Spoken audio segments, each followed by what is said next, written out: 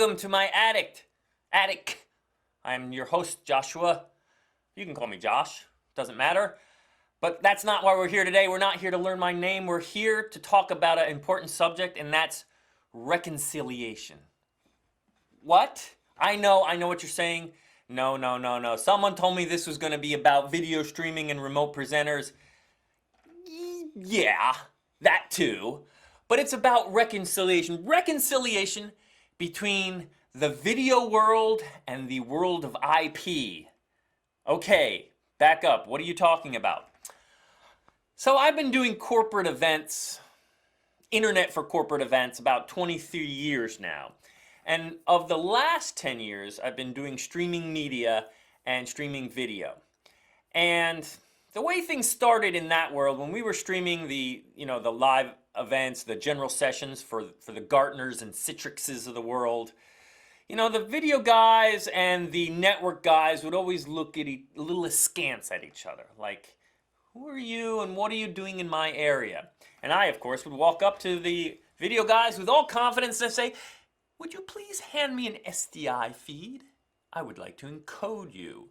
And they would say, here you go, good luck. And I would take this thing and put it in my equipment and I'd say, I'm not getting any signal here. Can you check? Would you give me that is what they would say. They'd grab the SDI, put it in a monitor, say, looks good from here. Good luck, kid. I'm out. Yep, that's about where the relationship has stood for some number of years now. And it's time for us to come together. It's time for us to reconcile our differences and work together. We are living in the age of COVID, in the age of virtual events and hybrid events, and things that mean video has to go all around the world. And who knows how to make video go all around the world? Than us network guys. Who knows how to make video look good? You video guys. It's sort of funny. The network person's concept of video has been this usually. Hello, Mom. Here I am. I'm live on WebRTC. How you doing? I'm looking great. Isn't this great? No. That ain't video. That certainly is not what the video people think is video. And the video people think a camera looks more something like that. Well, that's a Sony FS5. I know. The video guys are saying, yeah, that's pretty cute. You use that on the weekend, kid. All right. So there are other cameras, sure. But point being, there's the broadcast world. There's the live events world, the live video events world. And then there's us, wherever this is, whatever world that is. And that's the world we want to get out of. Okay, let me put a pause on things. Let me give you context. Let's discuss where we are in the world today and where we should be. So right now, the bomb is Zoom and other technologies backed by, web-based conferencing such as WebRTC, which powers a lot of the stuff out there like GoToMeeting and what have you, and Meet, Google Meet. Those are really good at solving particular problems. They're all about solving the latency issue. When I talk and my voice comes out here and you see me, you want to hear me right away. Otherwise, it's like we're talking on a satellite phone via Telstra 1 during the 1960s. President, can you hear me? No, I was the vice president. I guess that would have been Lyndon Johnson. Oh, wow. Now I just put out there facts that are easily Googleable and refuted. That's horrible. Anyway, I digress, as I will a lot in this program.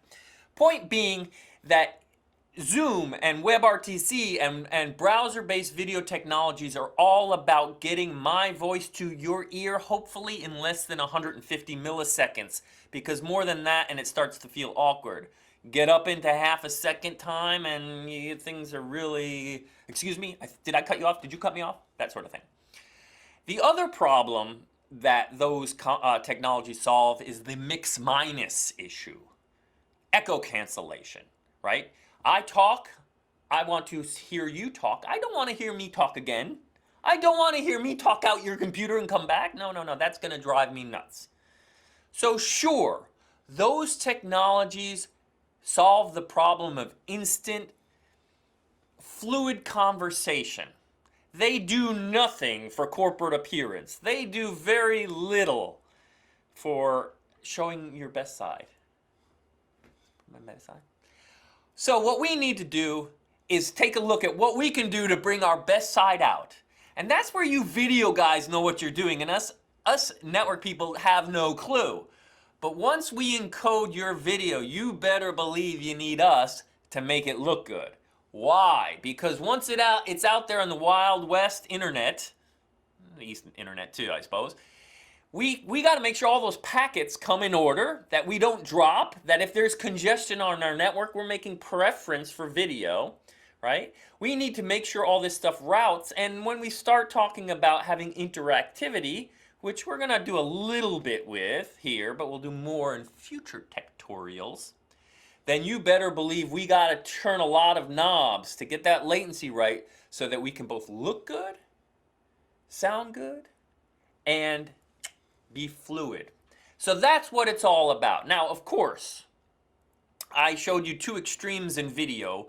This right here, I've given myself a very low depth of field, so I need to make sure I'm not operating the camera, so I just gotta make sure I'm in my spot.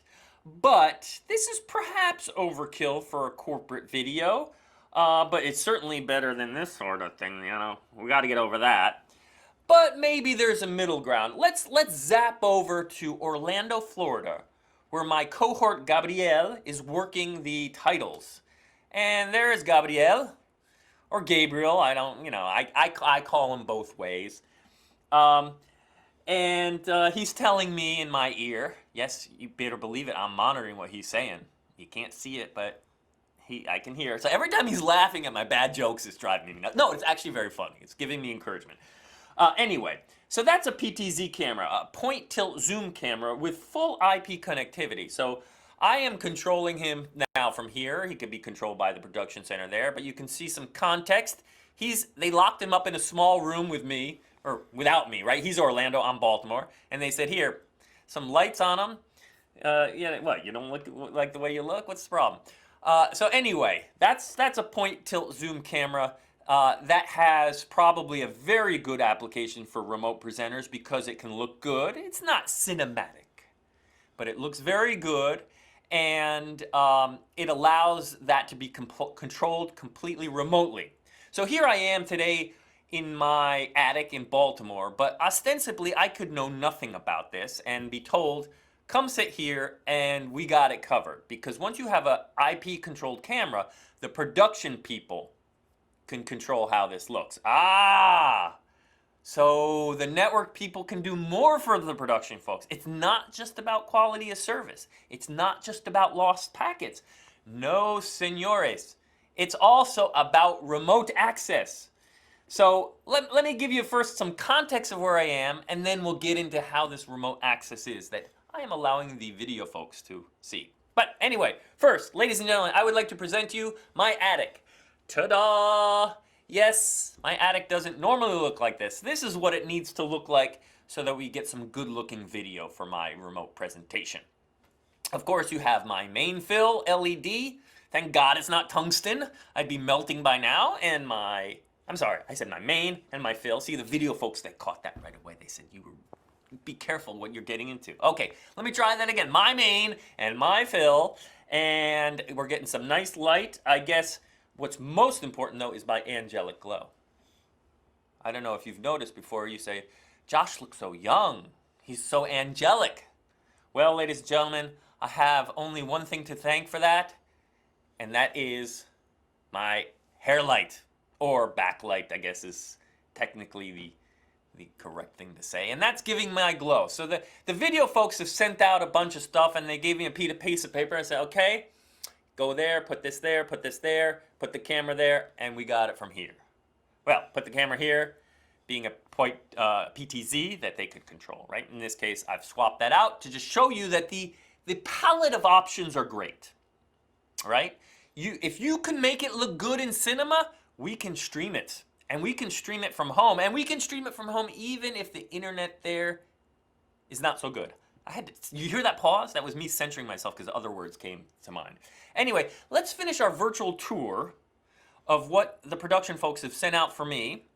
and then we can, I guess, talk about the network side of things. So the production folks also looked at my back area here, and they said, "Yeah, this is kind of boring.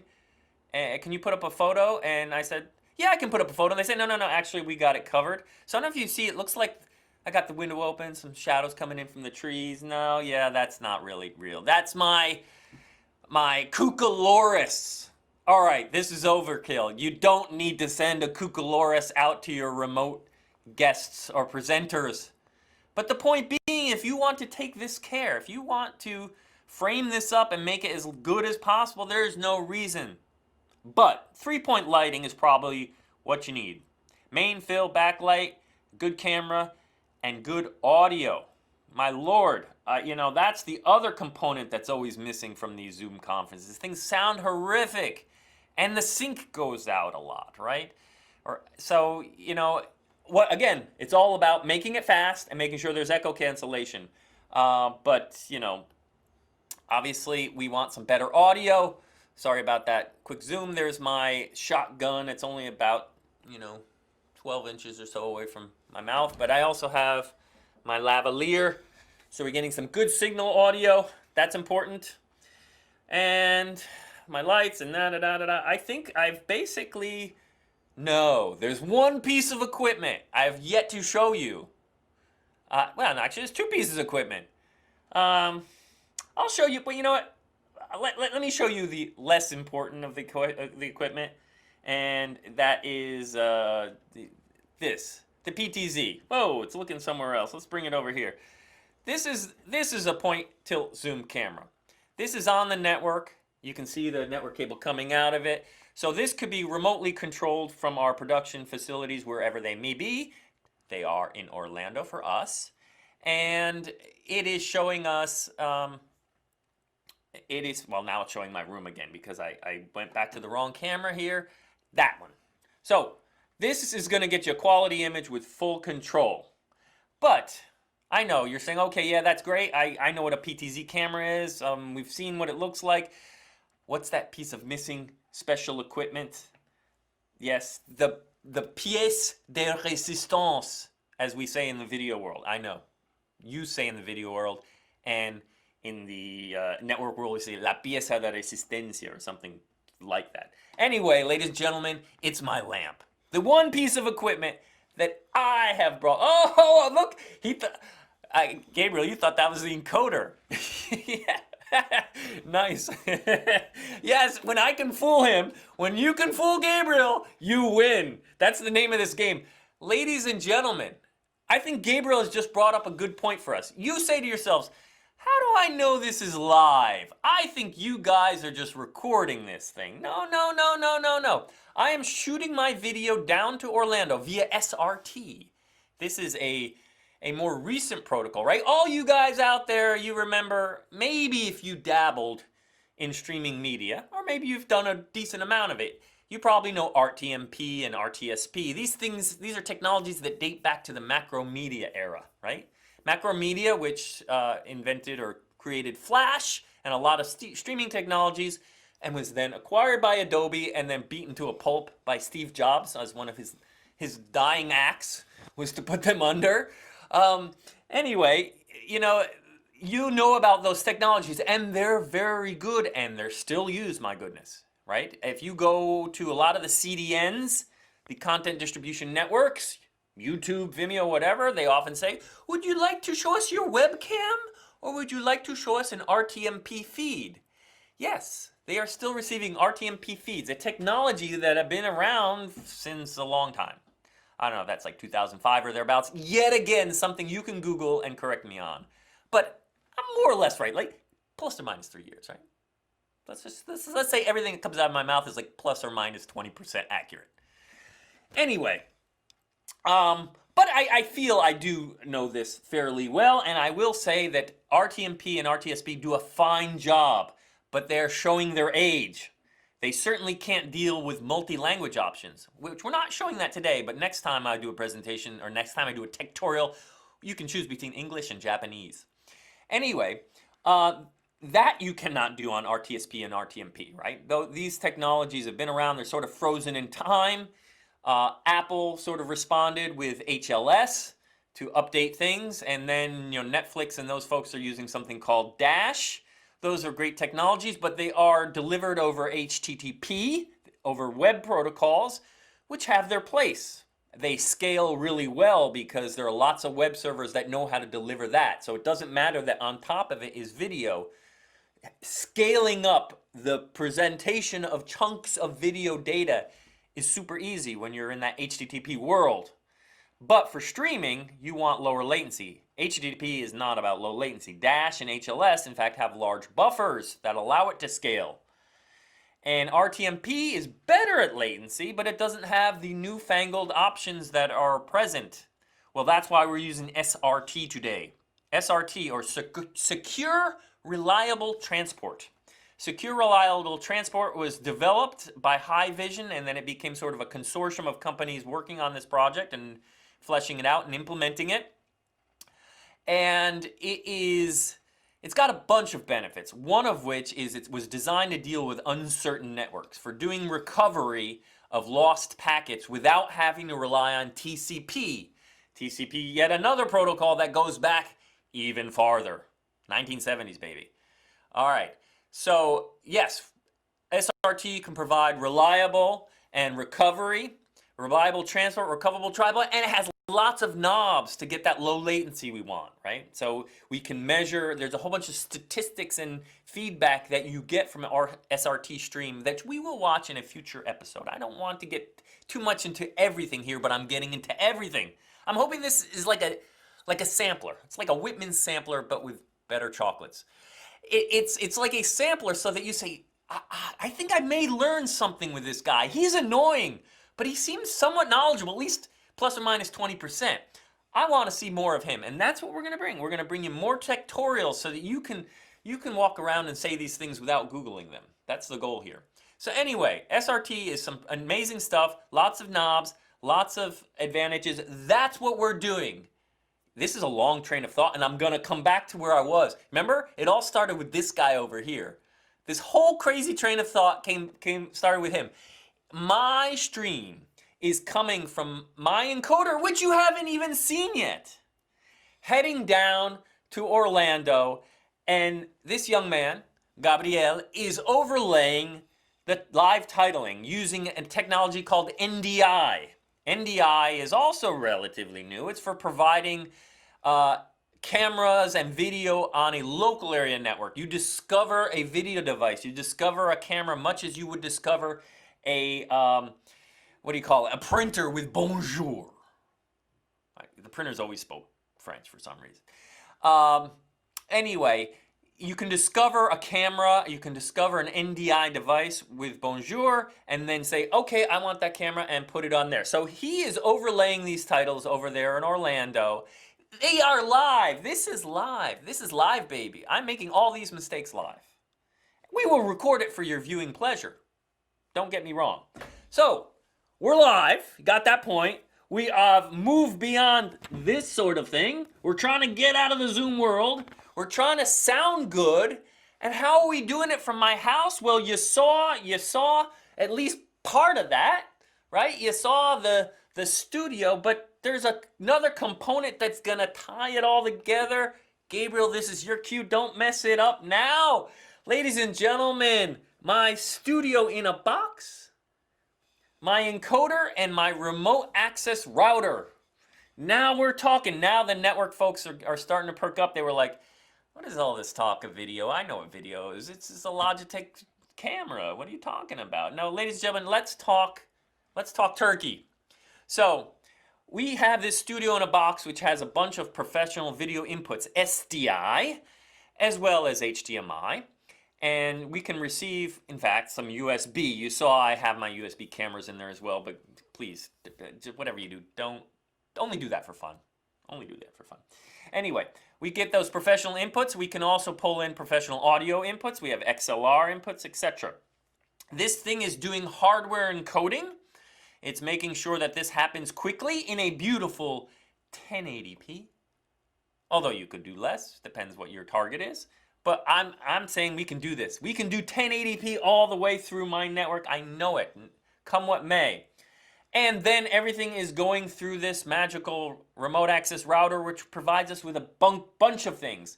We have a hardwire connection out to the internet via my Comcast cable, but we also have an LTE connection should something happen. And now you're saying to yourself, so right now, looking at that, the video guys say, oh yeah, piece of gear, I got it, yeah, gear. And then the network people are like, yeah, okay, where's the rack? And then you know what the network people are also saying? The network people are also saying, okay, I sort of get it, but what I need is a Vizio. Someone's got to show me a Vizio for me to understand, ladies and gentlemen. Vizio. Okay, it's not Vizio. It's a Lucid Chart. You know, I guess I should give credit where credit's due. Anyway, and you can tell that I made this, right? This isn't the prettiest of graphs. I could have pulled in Gabriel from Orlando, but no, I said no. I want to do this one. So that's weird. I've done this. Let me walk you through the components. I know you network people are excited. It says, oh, it makes all the sense in the world now. This is all you needed to see. So let's walk through this a bit. So what we got here is me in Baltimore, and I've got a camera that you video folks are going to recognize right away as being circa 1965 or something. Yeah, I know. Yes, this is the problem again, putting the network folks in charge of whatever. Anything related to video. But yes, I've got my 1960s, 1970s camera feeding into my encoder, which is doing hardware accelerated encoding. And then we're going through this Peplink router, which has two connections to the internet. My Comcast cable at home, which we hope works, and we have a backup LTE. Both of those are terminating a VPN tunnel up to the Amazon Web Services Cloud, AWS, where we have that Fusion Hub, which is just a VPN endpoint. This thing can terminate multiple connections from multiple remote sites. And then we have a connection down to our Orlando production center where Gabriel is sitting now and live titling. And then that is live streaming out to Vimeo, down to some adoring fans, most of which are missing faces for some crazy reason. At least this one's got glasses. Anyway, this is our connection. And what's important for the network folks out of there? So the network folks, they know all about this. It's like, if I'm streaming out to somewhere, I've got, let's say it's an RTMP connection, because our last mile up there to Vimeo is in fact RTMP. If I got an RTMP connection and suddenly my internet goes down and I swap over to a backup internet, my public IP address has changed. My address on the network has changed, and I will arrive at Vimeo and Vimeo will say, excuse me, who are you? I was talking to someone else. Well, in the enterprise networking field, that can be overcome by running a routing protocol with your service providers, like BGP. So I say, these are my addresses. I own them. They're mine. You can announce it, please. And I can announce these out. So if my primary fiber connection of Verizon goes down and now I'm talking out AT&T, BGP will reconverge. Now that takes a bit of time. That, depending on how things are tweaked along the line, you may have a 30-second reconvergence. That's not too fun, but it's better than nothing, right? And that can be tweaked. But we can't run BGP with Comcast. If I say, hey Comcast, can I run BGP? And they say, excuse me, how much are you paying for network again a month? Yeah, I don't think so. Nuh-uh. Did you hear me? Nuh-uh. So anyway, how do we get around that? Well, that's where this whole Fusion Hub technology comes into play. I've got this VPN connection coming from two different public IP addresses, my home public and the Verizon public. Up here, we don't care. We say, okay, I'm terminating these tunnels. I'm extracting this private address. And from here now, Amazon is going to translate this into a single IP address. Amazon has lots of redundancy to the world. Let's hope their BGP timers are tweaked well. So if there's a fail at one of their availability zones, things will flow quickly. Anyway, I am coming down to Orlando with a single IP address no matter what happens here with mine. Okay, sounds great, but you don't believe me. Or you believe me, but you want to see it. So ladies and gentlemen, I think we were going to come up to that portion of the program where we make it happen. What do you mean by that?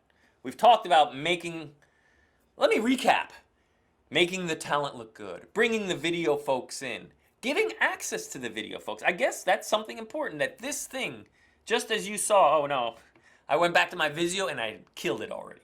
Anyway, just as I can get to this equipment via this VPN connection, our video folks can get to this equipment, right? What does that mean? The video folks are going to be comfortable getting into this because they're going to have an environment which looks good to them, where they can do compositing and switching and recording and automatic upload and get access to those things and connect to the stream and check things out. You know, it may be that you're not live streaming, right? It may be that the production folks want to record, but they at least can get to this equipment, check the recordings, watch it in real time, see if I've messed up and saying, yeah, Josh, wait, hold on, what are you saying?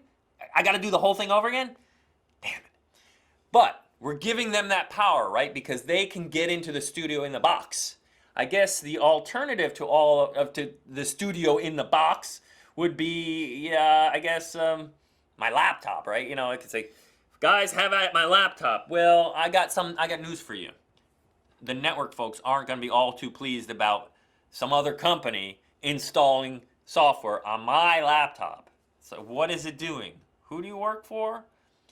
Yeah, exactly. So that's sort of the other benefit of the studio in a box. It's really also a network sandbox.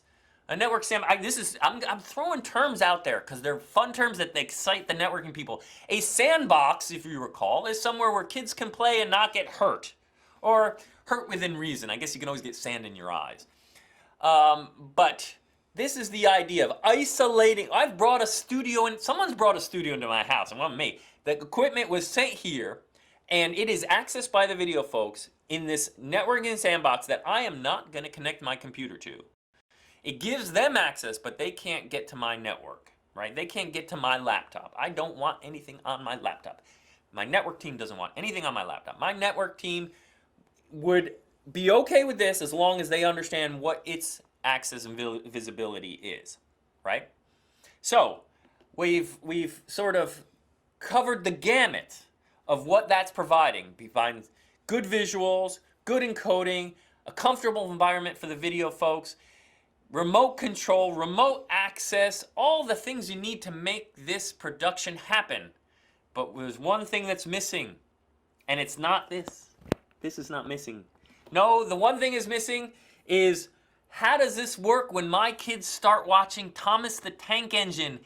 And when my kids watch Thomas the Tank Engine, they don't just stream it on one. They run around every device possible. And now we have megabits converging on my house, and in short order, things are going to blow up. So, without further ado, let's discuss redundancy, failover, live failover. What? Is this possible? Yes, folks, it's possible.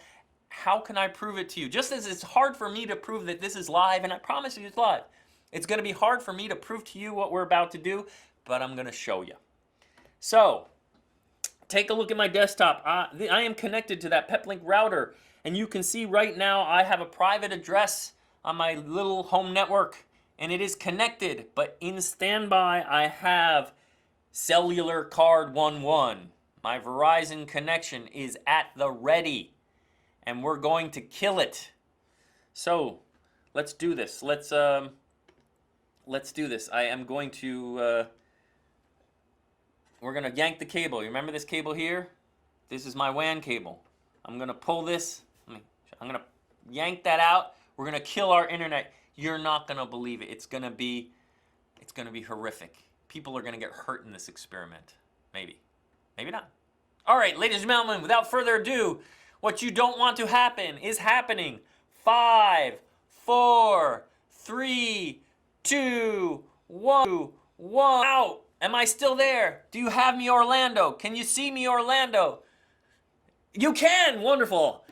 Fantastic. It worked. Ladies and gentlemen, you probably don't believe me. Let me go back to this. Look over here. There's no cable. I have no internet. You're still skeptical. You say, I see other cables. What are those doing? Well then, ladies and gentlemen, look at my dashboard. We are connected to Verizon LTE. There is no cable to net connected. This is the quality of LTE. Ladies and gentlemen, soak it in. Soak in my angelic glow. Mover. Oh, I hear you. I hear you, video guys. I hear you, network guys. Let's see some movement. I want to see the pixelization. The thing's going to go to high hell. I must be confident if I'm willing to do this, right? Lots of changes, lots of deltas, right? Keyframes every second or so. Lots of deltas on this H.264 encode. Looking good? Yeah, yeah. I want to see some thumbs up coming from Orlando. Orlando, are we looking good? Yeah, he's like, what would I pull up? There you go, yeah. He's like, do I do the graphics? Do I interact with the talent? Do I do the graphics? Do I interact with the talent? Yes, I know. We're gonna drive him through his paces. So, ladies and gentlemen, I guess what else can I tell you? What else can I show you? What else can we learn from each other? I don't know. I've already talked enough, but I think you're getting some of the main concepts. It's all about reconciliation. Am I right? We can do this. But us network guys and you video folks, we have to come together in a kumbaya moment and overcome the limits of everything. So sure, yes, the pandemic is not going to be with us forever. We are transitioning and will transition from virtual events to hybrid events where some people are at hotels or convention facilities and some speakers continue to beam in.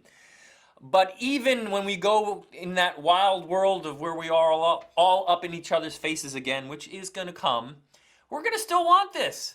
This is pretty neat. There's going to be someone who misses their plane or someone who's going to want to participate or someone who, well, we'd love to have them participate, but zapping them in from Japan could be costly. Let's just go live to him and make him look good.